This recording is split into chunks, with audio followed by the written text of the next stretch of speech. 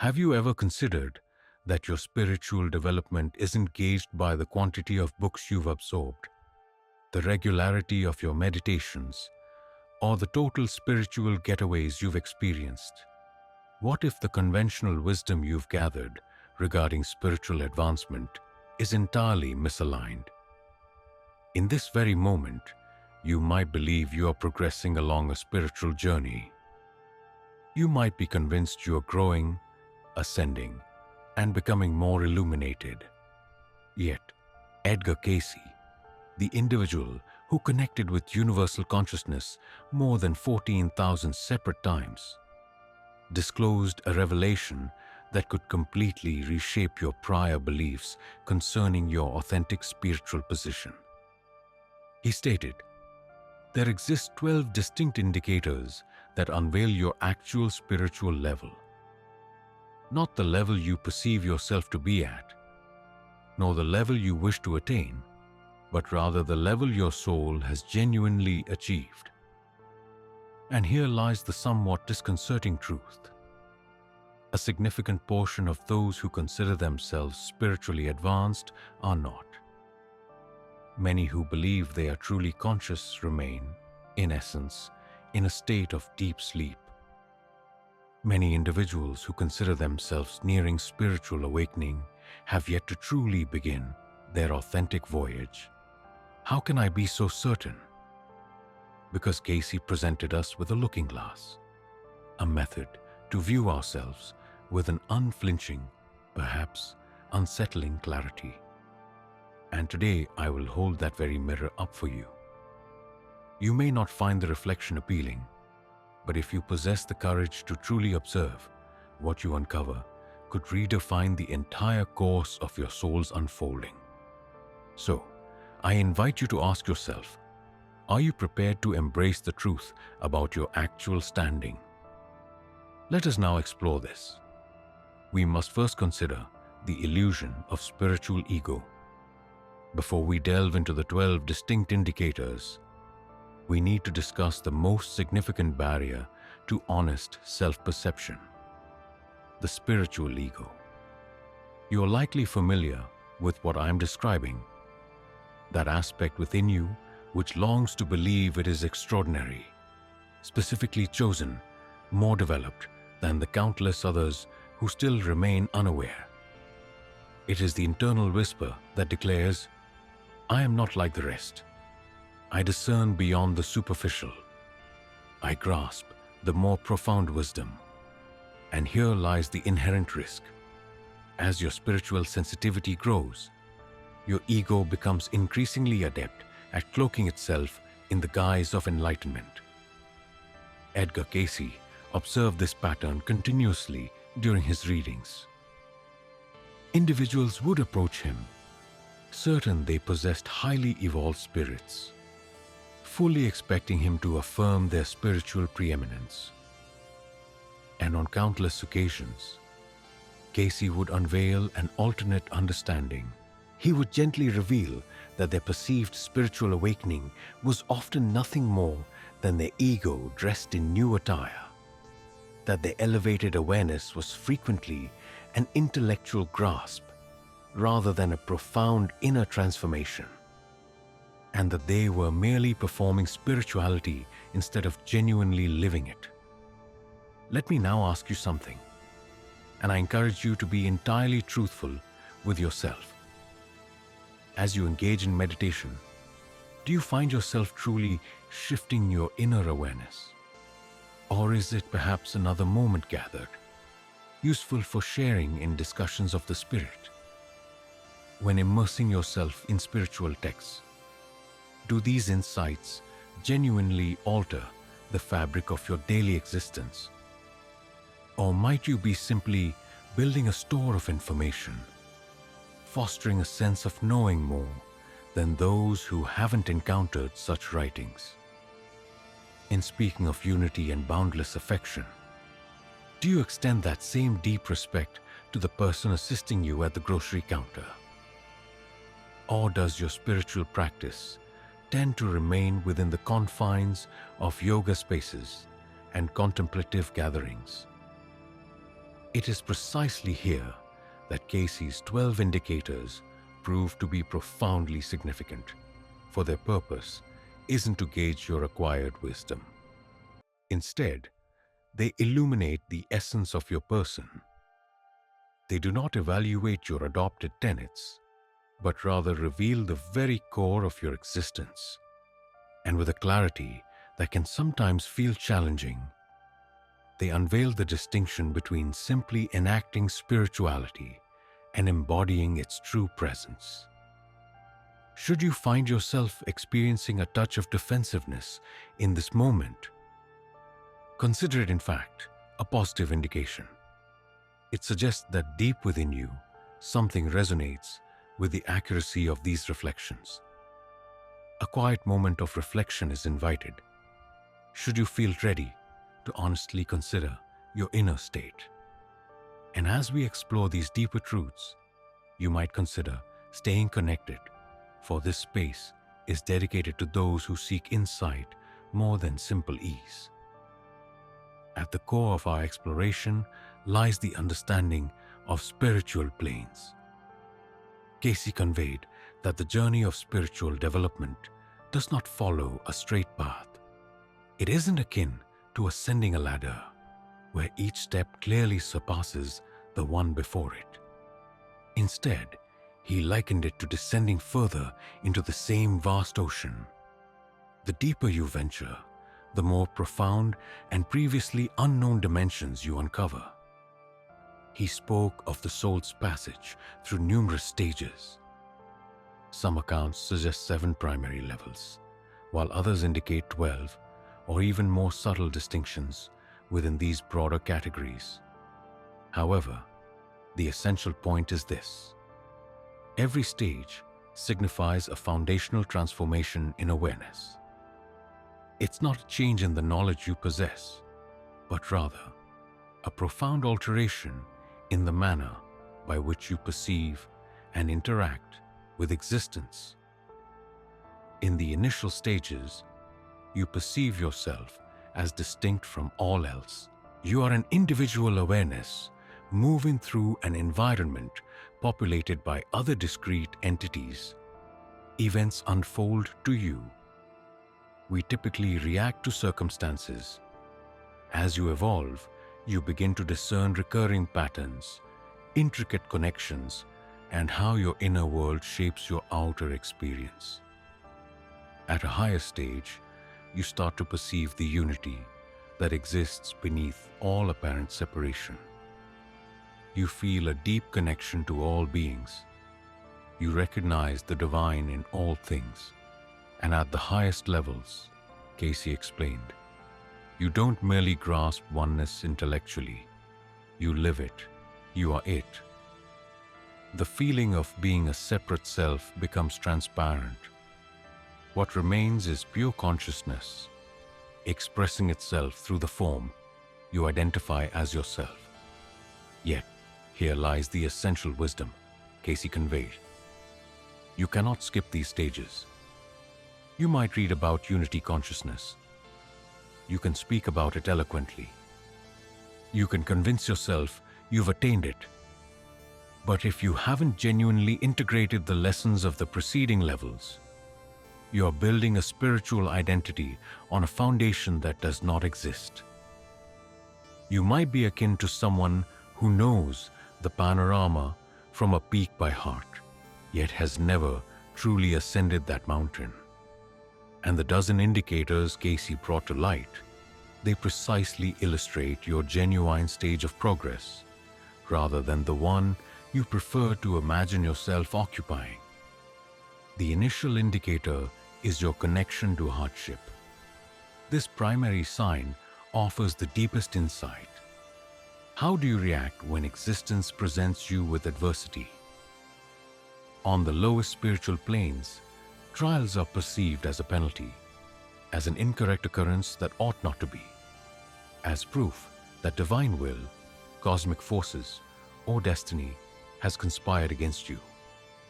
You oppose it. You struggle against it. You inquire, why always me?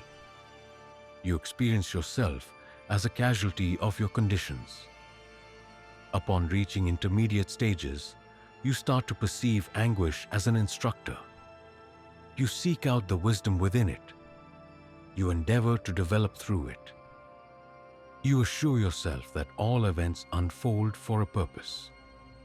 Nevertheless, at your core, you remain in opposition. Your approach to this resistance has simply become more refined. At the most profound stages, those which Cayce described as truly indicative of developed spiritual awareness, discomfort is approached in a completely different manner. This involves an acceptance devoid of resignation, a presence without opposition, and an openness to whatever arises, precisely as it is. This stance isn't born from passivity or defeat, but from having recognized a fundamental insight. Hardship stems from our resistance to what exists, not from the nature of existence itself. Reflect on a recent instance when you encountered something distressing. Perhaps it was a bereavement, a broken trust, an unsuccessful endeavor, or a health challenge. What was your initial reaction? Did you succumb to a sense of being wronged? Did you overlook the difficulty by immediately seeking out a positive aspect? Or did you simply allow yourself to experience it fully, without needing the situation to be otherwise? Cayce suggested that your way of relating to adversity reveals your spiritual depth more precisely than anything else. This is because it's effortless to embody spirituality when life proceeds smoothly. It's simple to speak of warmth and clarity when your surroundings are comfortable. Yet, when existence challenges you deeply, when you endure an irreplaceable loss, when sorrow seeks you out in shadowed moments, that is when your fundamental essence is brought to light. It's not determined by your words concerning distress, but by your manner of being present with it. The second indicator is your capacity for authentic empathy. This next signal points to compassion, though perhaps not in the way you commonly perceive it. Cayce outlined a vital separation among sympathy, empathy, and what he termed genuine compassion. Many individuals often remain at the level of sympathy, which involves feeling regret for another's hardship. While pleasant, it doesn't represent a profound development. Empathy extends further. It involves experiencing emotions alongside another, stepping into their perspective, and grasping their sorrow from within their own reality. However, true compassion, the form that signifies an elevated spiritual state, entails perceiving the inherent divine order within a person's path, even as they navigate immense suffering. It is the act of simply being present with another's anguish, without any attempt to mend or alter it. It means not requiring their improvement for your own sense of ease, thereby separating their distress from your personal feelings. It is an act of deep affection, allowing another to fully inhabit their personal journey, even when observing their struggle causes you profound sorrow. Consider these indicators to discern if you have cultivated genuine empathy. Are you capable of staying with someone in their pain without an immediate impulse to alleviate it? Can you hold back the desire to provide counsel, to seek answers, or to dismiss their suffering with simplistic sayings regarding personal development or learned insights? Can you simply exist alongside them, completely attentive and receptive, extending only your presence and a total acceptance of their current state? For many, this proves challenging, as observing distress without attempting to manage it is profoundly unsettling. It often awakens our own unresolved vulnerabilities. It brings forth a recognition of our limitations, and it places us before the truth that rescue is not always possible, even for those dearest to our hearts. Cayce conveyed that authentic empathy demands immense inner fortitude. A prerequisite is a depth of personal introspection so complete that the anguish of others doesn't throw you off course, and a wisdom even deeper than that is essential. The insight to recognize that the hardships they face are an inherent aspect of their soul's designed journey. This isn't to say that distress is inherently positive, nor that you should ever instigate it or find joy in it, but rather that you possess enough faith in the inherent intelligence of every soul's path to respect it, even in moments of complete bewilderment. This holds true even when your deepest instincts urge you to intervene. Consider for a moment now, when was the last occasion you remained truly present with another person's sorrow, completely refraining from any attempt to mend it? Such moments of authentic self-examination are precisely where true personal evolution takes root. The third indicator involves your unique connection with sincerity. This third characteristic may perhaps catch you off guard. To what extent do you embrace honesty? Not necessarily in your interactions with others, but primarily in your relationship with your own inner self. As Cayce once noted, the chief impediment to genuine spiritual progression lies in self-deception. Indeed, the further you advance along your spiritual path, the more uncompromisingly truthful you become with yourself. In earlier stages of our journey, we frequently mislead ourselves. We find reasons to excuse our actions. We create explanations for the decisions we make. We construct narratives designed to safeguard how we perceive ourselves. Perhaps we think, "I'm not truly upset. I'm simply expressing deep conviction." Or, "This isn't envy, it's genuine care." And, "My principles weren't compromised. The circumstances were complex." Such internal dialogues arise because confronting the unvarnished truth of our being can be challenging.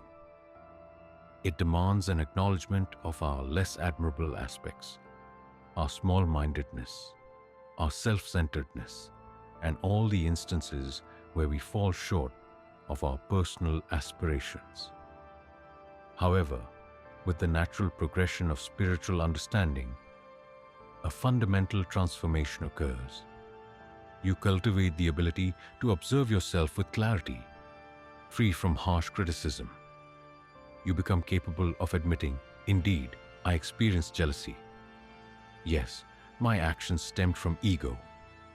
And truly, I caused pain to another while attempting to shield myself."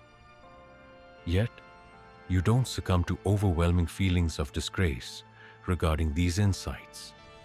There's no longer a need to mount a defense for your inner self. You simply observe it as it is. This state is what Cayce referred to as spiritual transparency, the capacity for absolute candor about your true nature, embracing both your admirable qualities and your imperfections without any compulsion to conceal, rationalize, or put on a facade. Consider this challenge: your most undesirable trait, the one causing you greatest shame. Can you state it aloud without hesitation, saying, "This is who I am," without any immediate justification or detail? Should you struggle, it means you're still guarding an ideal self-image. You remain committed to a certain appearance, even internally. Such dedication hinders your progress. Cayce explained that inner development greatly quickens when self-deception ends. This occurs when you confront your true self with clear sight and kindness. The aim isn't self-reproach, but engaging with reality, not fantasy. You cannot change what you refuse to admit, nor admit what you're too fearful to face. Our fourth indicator, your reaction to criticism.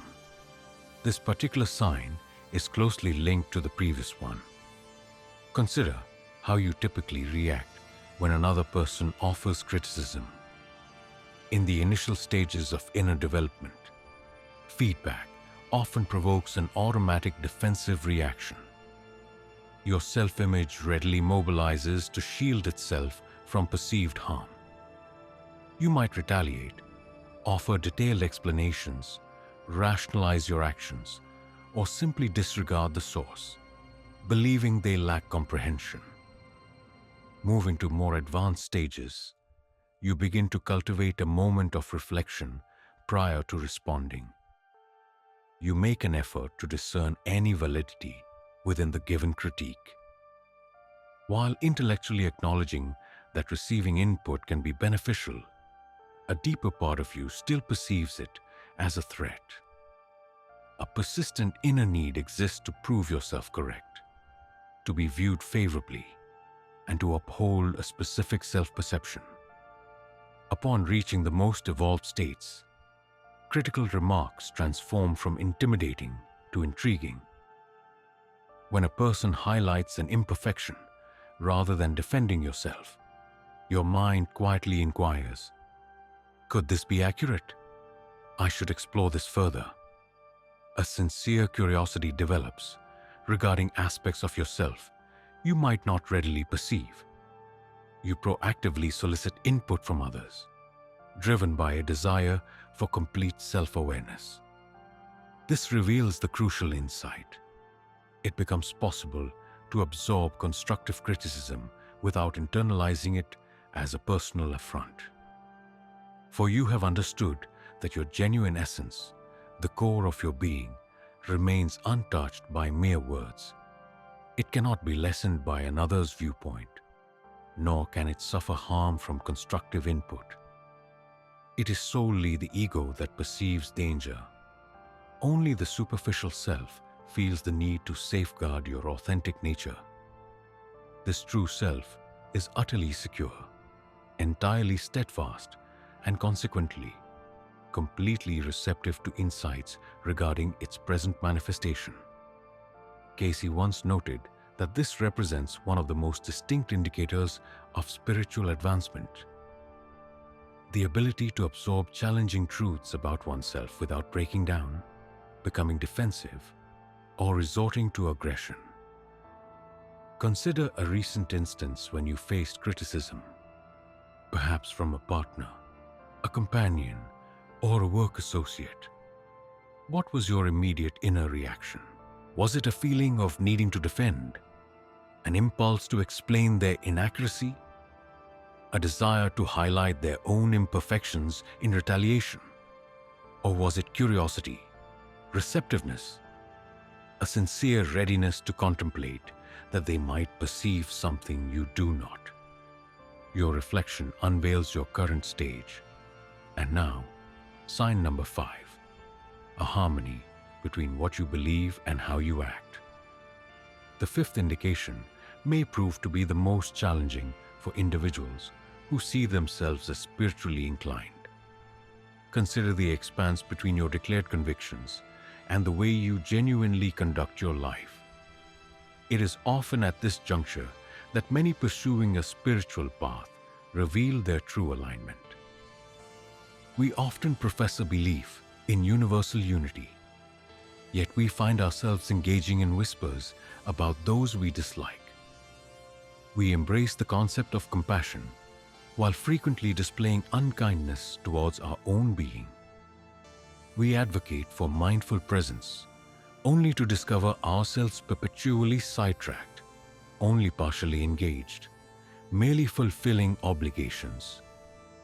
We speak of boundless affection, yet we retract our warmth when others fail to meet our expectations. We discuss the wisdom of non-attachment while privately experiencing profound disappointment when circumstances diverge from our desires.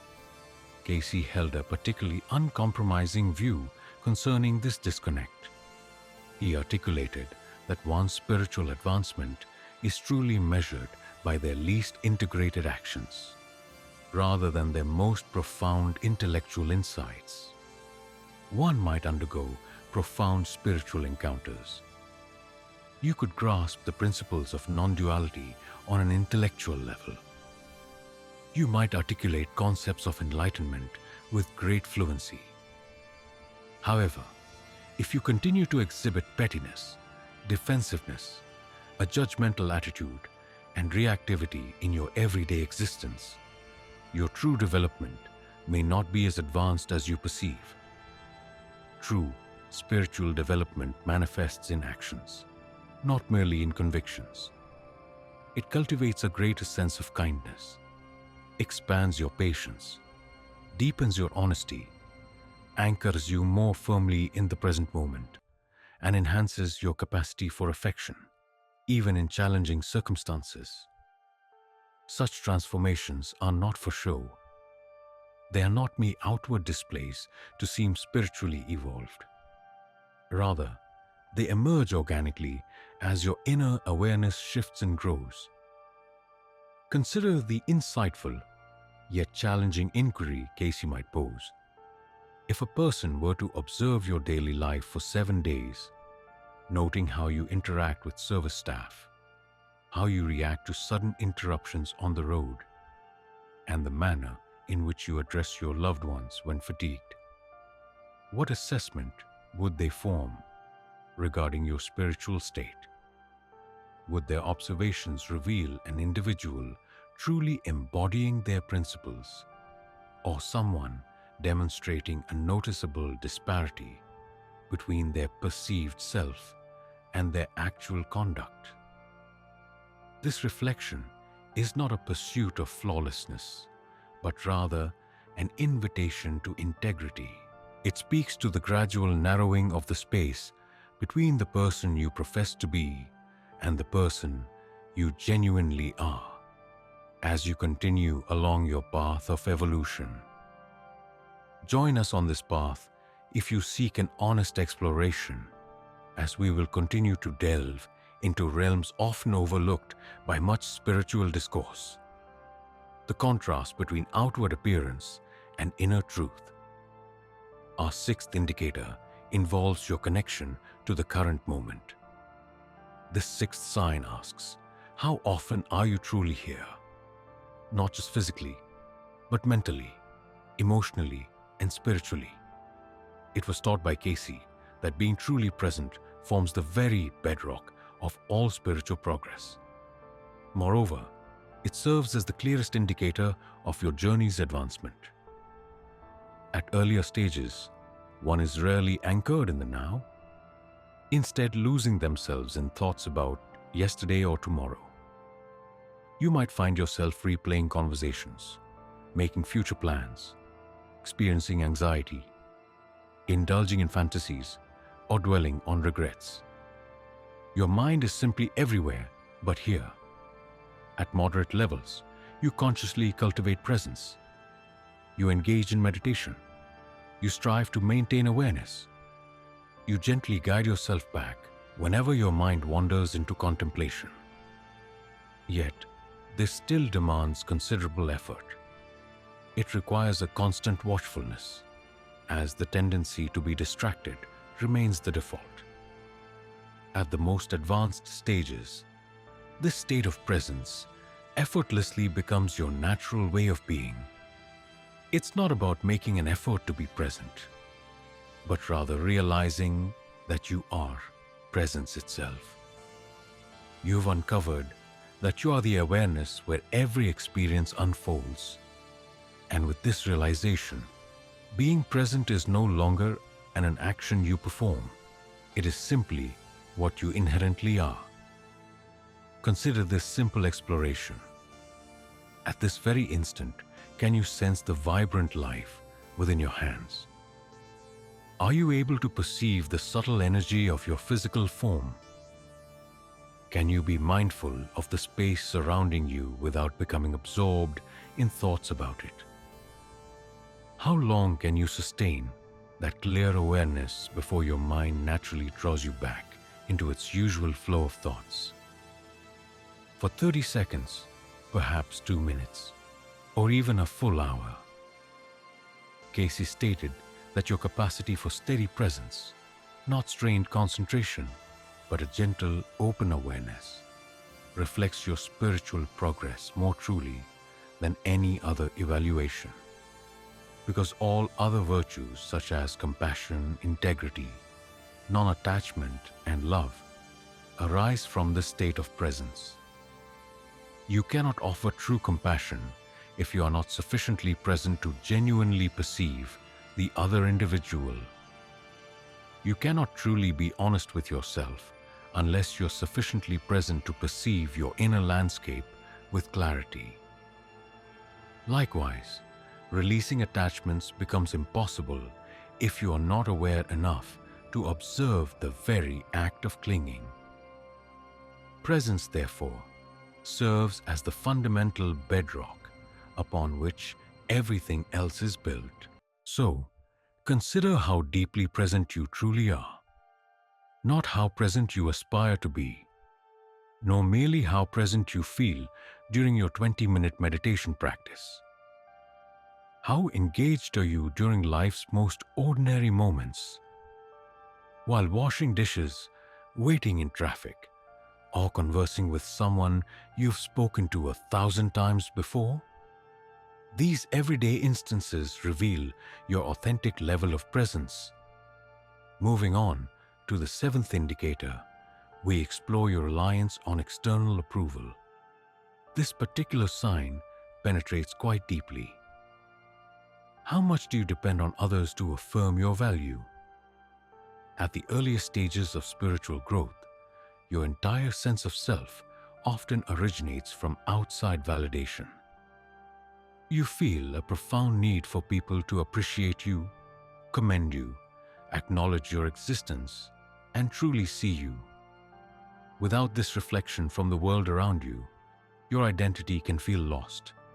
You might experience a profound emptiness, a sense of being unseen, or even a feeling of worthlessness.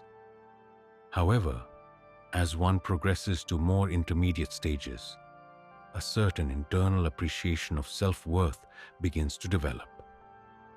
Though not fully reliant on outside validation, you still value others' perceptions, perhaps more deeply than you care to confess. A jolt of pleasure still arises when you receive praise. You feel deflated when ignored or met with criticism. You still act for approval, even when feigning indifference to it. Yet, at the highest stages, something truly exceptional unfolds. You grow so rooted in your essence that external approval ceases to matter. Not from convincing yourself you don't require it, but from uncovering an inner truth far grander than others' views, rendering them powerless to stir you. Cayce termed this condition spiritual self-sufficiency, neither isolation nor arrogance, but a deep inherent completeness, requiring nothing from anyone to affirm its presence. Here is how to recognize if you have attained this level. Could you perform a beautiful, creative, or generous deed and have it go entirely unnoticed, receiving no acknowledgement, no praise, no recognition, and still feel utterly content from the action alone?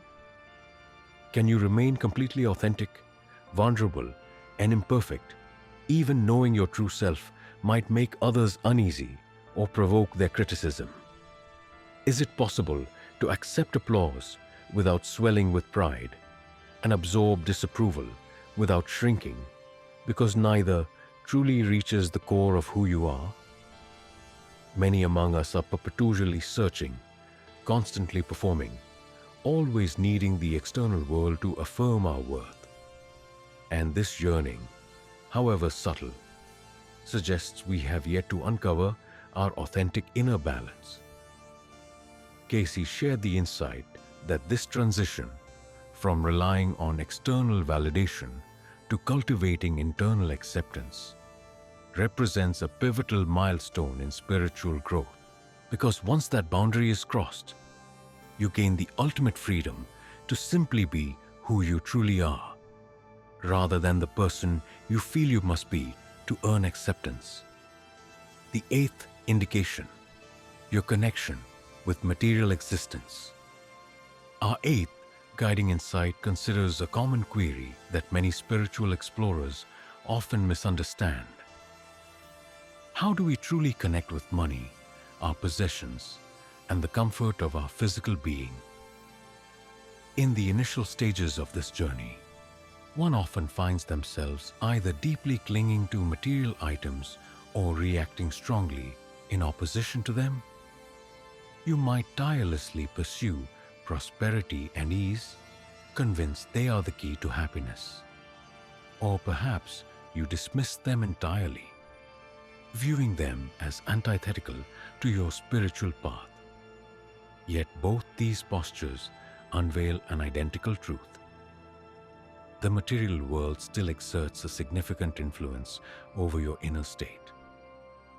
As you progress to intermediate stages, you may consciously strive to embody non-attachment, repeatedly assuring yourself that external things hold no real importance. You might even divest yourself of belongings, perhaps to underscore your spiritual dedication. However, beneath this disciplined effort, a subtle tension often persists. A quiet judgment may still reside, and an underlying feeling remains that the physical realm is somehow secondary to the spiritual one. Then, in the most elevated states of awareness, this very distinction gently dissolves. You come to comprehend that consciousness expresses itself through every single form, embracing even those we perceive as material. Financial resources are understood simply as energy. Your possessions become seen merely as expressions of life, and the physical world itself is acknowledged as being just as profoundly sacred as any spiritual dimension.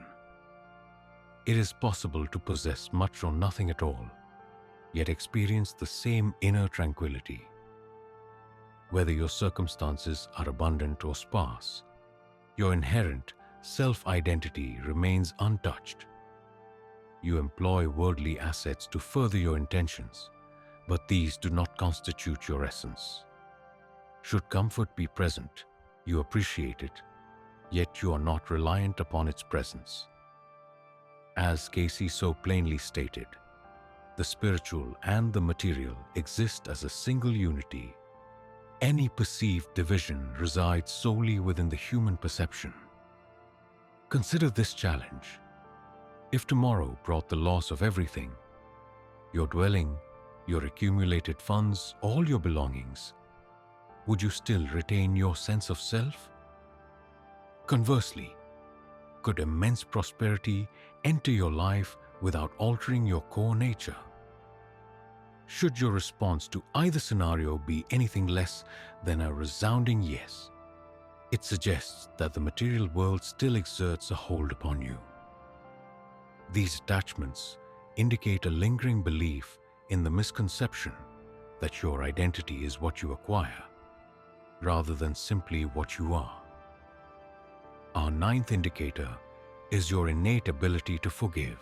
It is often with this ninth sign that many individuals come to realize their spiritual journey might not be as advanced as they had imagined.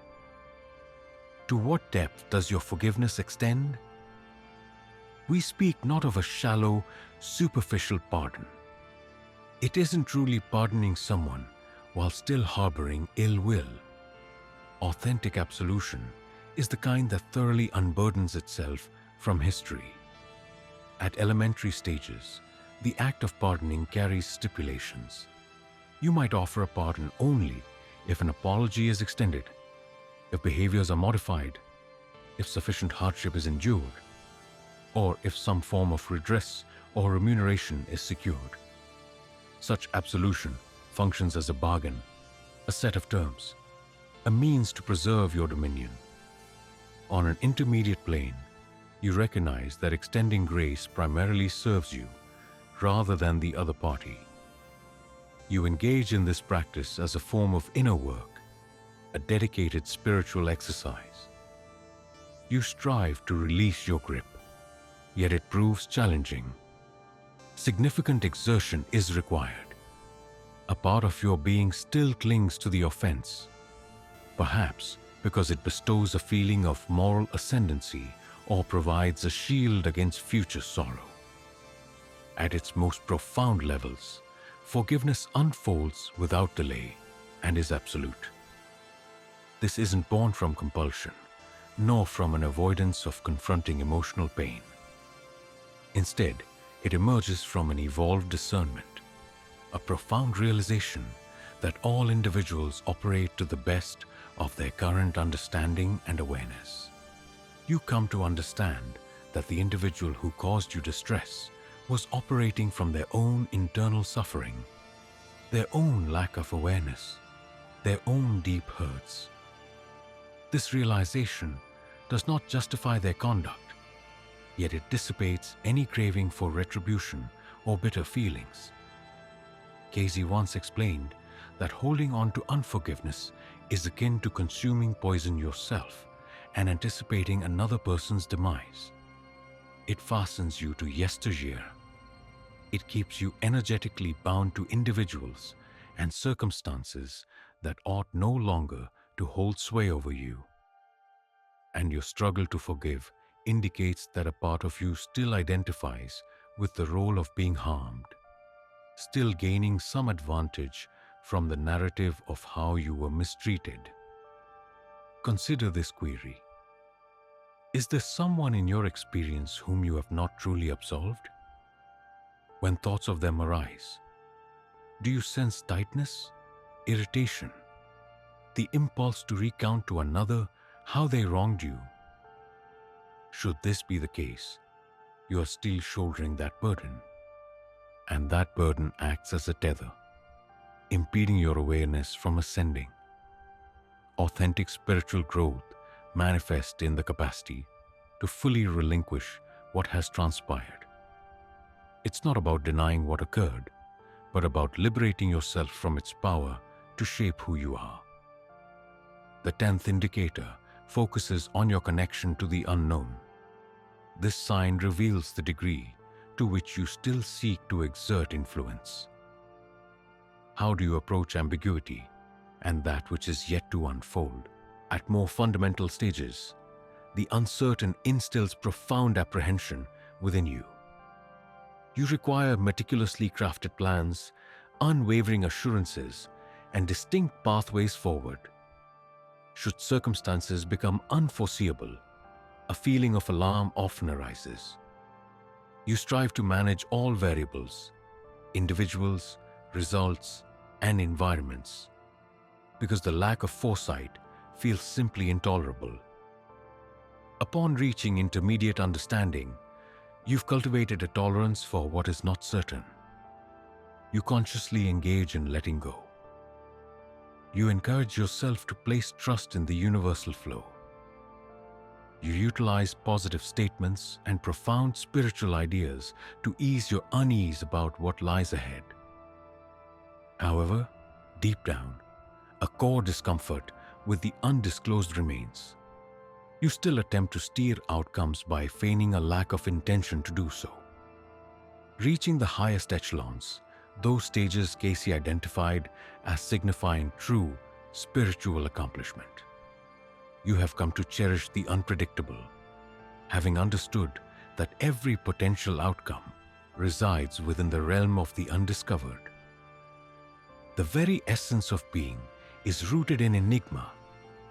It is the striving to comprehend and dictate events that generates hardship rather than the state of not knowing. You've cultivated what a thinker named Cayce termed a profound, unwavering trust.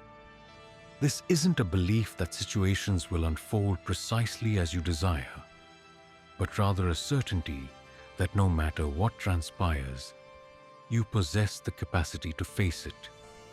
You can remain present with it. You can evolve through it. Your confidence in life isn't born from an expectation of constant gentleness, but from an inner realization of your own resilience to manage any incoming experience. Consider this benchmark. Are you able to commit to a significant choice without foreseeing its results? Can you venture into uncharted territory lacking any assurance of triumph? Can your existence be experienced as a journey into the enigmatic instead of an effort to establish absolute safety? The majority struggles with this, as they remain focused on building a reality where no surprises emerge and every detail aligns perfectly with their design. However, such behavior doesn't indicate spiritual maturity. It signals an evasion of spiritual progression. Authentic evolution unfolds within the realm of the unknown, manifesting as a readiness to advance even when the way ahead remains obscured. As Cayce explained, how you navigate ambiguity reveals whether you have genuinely yielded to life's inherent wisdom, or if you persist in attempting to control existence with your limited human intellect. Should these indicators resonate as a challenge to you, that is positive. It signifies that you're genuinely paying attention. Consider sharing this with anyone else prepared for authentic spiritual transparency. And please subscribe, as we are cultivating a community that prioritizes truth above mere comfort. Our 11th indicator focuses on your capacity for solitude. This particular indicator addresses a vital aspect that frequently goes unacknowledged by many. Can you genuinely spend time alone with yourself? Not merely physically apart from others, but profoundly solitary. This means no distractions whatsoever, no phone, no music, no engaging in any activities, just you and your own awareness. For individuals at less developed stages, such profound solitude often proves intolerable.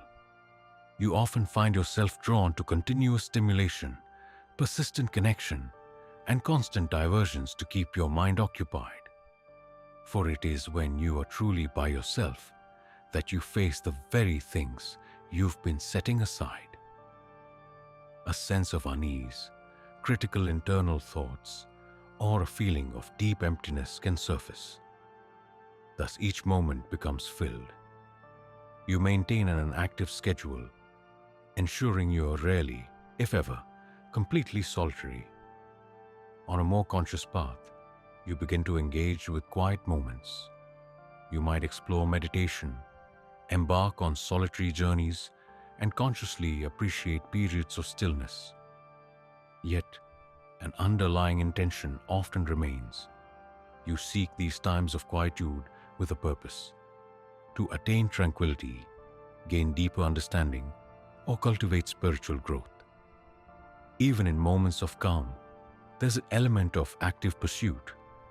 However, at its most profound stage, solitude transforms into a deep sense of returning home. You no longer seek isolation for any specific outcome. Instead, you embrace being by yourself, for it is within this stillness that you uncover a truth. You are, in fact, never truly solitary. Within this profound quiet, the feeling of being separate gently fades away. You come to understand that pure awareness serves as your most genuine comrade, that your very essence is the observing presence to all things, and that this presence is inherently linked to every facet of being. Cayce conveyed the wisdom that enlightened individuals might dedicate long periods to absolute quietude, only to emerge with a profound connection to humankind, surpassing those who live their entire lives amidst constant company. This is because authentic bonds are not forged by continuous interaction, but rather cultivated through a profound depth of self-awareness. Such depth can only truly blossom when you are prepared to journey deeply within your own being, free from external disturbances. Consider this assessment. Are you able to remain solitary in stillness for 60 minutes without succumbing to worry or seeking an escape? Can you simply reside with yourself, embracing all your fleeting thoughts, emotional currents, and physical perceptions without any desire to flee, correct, or alter them? Should this not be possible, it suggests a continued avoidance of your inner self, implying that growth beyond any unaddressed aspect remains out of reach. And now, we introduce the 12th marker, your connection to giving. With this, we have reached the final and 12th indication. This, Cayce suggested, was the ultimate barometer of one's spiritual evolution. The true assessment lies in how you serve rather than merely if you do. It delves into the manner and the motivation. At rudimentary stages, any engagement in service is typically driven by a desire for acknowledgement, seeking validation, finding personal gratification, or perhaps to offset a karmic imbalance or gather spiritual credits. Your benevolent acts at this point are often a quid pro quo, motivated by self and dependent on circumstances. Reaching a mid-tier level, one begins to appreciate the importance inherent in acts of service. You readily volunteer your time. You extend a helping hand. You strive to impact situations positively. However, a slight sensation of separateness lingers. There remains a distinct division. You are the one assisting, and they are the ones receiving aid. You contribute from your own ample resources to address what you perceive as their deficit. A sense of I actively assisting them continues to be a defining factor. In the most advanced stages, the act of serving becomes as innate as respiration. You don't serve out of duty or for the personal satisfaction it brings, nor from a desire to rescue anyone. Rather, your motivation stems from the profound realization of your own self within all beings. You extend support simply because the notion of a distinct entity to whom aid is given no longer exists. A singular awareness extends its influence across diverse manifestations. Such contributions are made without any ties to specific results. You offer assistance purely, not requiring any praise. You provide support, free from the necessity of seeing triumphs. You dedicate yourself without needing to observe the consequences of your actions. Understanding your purpose is merely to allow love, empathy, and insight to emanate. The unfolding events beyond that point are not for you to worry about. This approach was termed selfless dedication by Cayce. It is a contribution emerging from such a profound realization of interconnectedness, when no individual is present to accept accolades, to experience conceit, or to lay claim to the positive work unfolding. This is how you can discern if you have attained this state of being. Is it possible to offer help anonymously, truly unseen, so that no one ever knows it was you, and still feel the same deep satisfaction as if you were publicly honored? Can you assist someone who will never offer thanks, never acknowledge your effort, perhaps never even realize you provided support? Can you dedicate all you possess to serve a purpose larger than yourself and emerge feeling more complete, not diminished? This marks a true spiritual maturity. It signifies you have moved past the ego's craving for importance and found pure joy in simply being helpful. And so, we arrive at this point. 12 indicators, like 12 reflective surfaces, show the truth of your current standing. I suspect that if you've been truly honest with yourself, you've uncovered some discrepancies, areas where your self-belief doesn't quite align with reality. This isn't a failure. Rather, it's the genesis of genuine growth. For you cannot progress beyond your current state until you are willing to truly see it. That part of our awareness, often called the spiritual ego, yearns to accelerate its progress. It seeks to claim the highest understandings without engaging in the groundwork of the preceding stages. It wishes to speak of non-duality without first cultivating fundamental empathy. It aims to discuss enlightenment without consistently practicing integrity in daily life. It desires to identify as awakened without offering service to anyone beyond itself. Yet, Cayce's insight was very clear. You cannot simply bypass these stages. True growth comes from integrating them. Each new insight builds upon the ones that came before. Every new capacity blossoms from the bedrock of earlier developed abilities. Genuine compassion cannot exist without an attentive presence. That presence, in turn, cannot be achieved without honesty.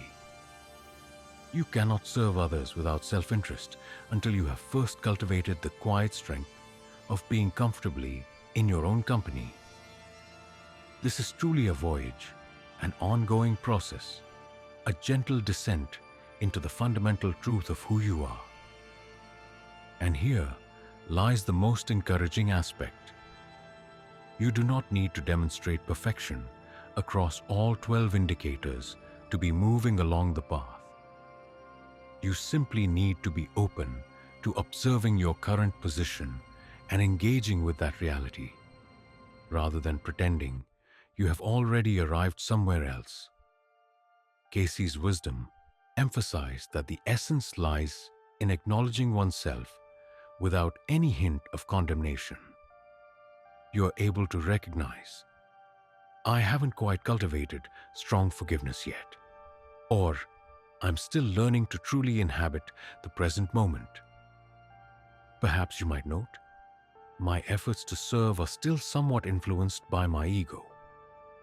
And this act of recognition, devoid of shame or the need to defend, unlocks the potential for profound transformation, because you are no longer squandering energy trying to maintain a facade about your inner self.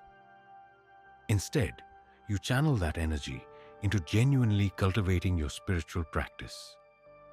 So, allow me to present you with a practical approach to incorporate this understanding. For the duration of the upcoming week, I invite you to select just one of these 12 characteristics we've explored, specifically the one that resonated as the most challenging for you, and make it your primary focus. The intention is not to rectify it, nor to achieve mastery over it, but simply to observe it. If your chosen focus is presence, simply notice how frequently you are truly engaged in the here and now, as opposed to being lost in the depths of thought. Do not pass judgment, simply observe. If compassion is your chosen area, quietly watch your reactions when someone shares their struggles or pain with you. Do you rush to resolve the situation immediately? Do you tend to personalize it? Or are you able to simply exist within the moment? When exploring honesty, notice the subtle ways you mislead yourself throughout your day, the narratives you create, and the rationalizations you employ for your actions. Simply observe with a sense of wonder rather than passing judgment. And this is what will unfold. Your recognition of the pattern will gradually begin to transform it, not through sheer effort or determination, but through the inherent wisdom of consciousness as it perceives its own truth. This approach was consistently advocated by Cayce.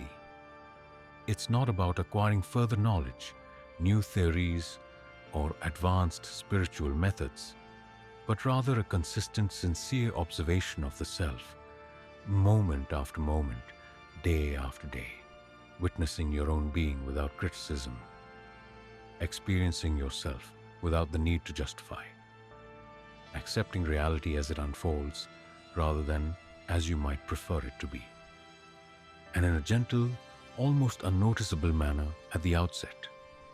You will begin to perceive changes, subtle alterations, instances where your reactions diverge from past patterns. This represents true evolution, authentic growth, neither theatrical nor ostentatious. The gentle unfolding of awareness as consciousness increasingly recognizes its own essence.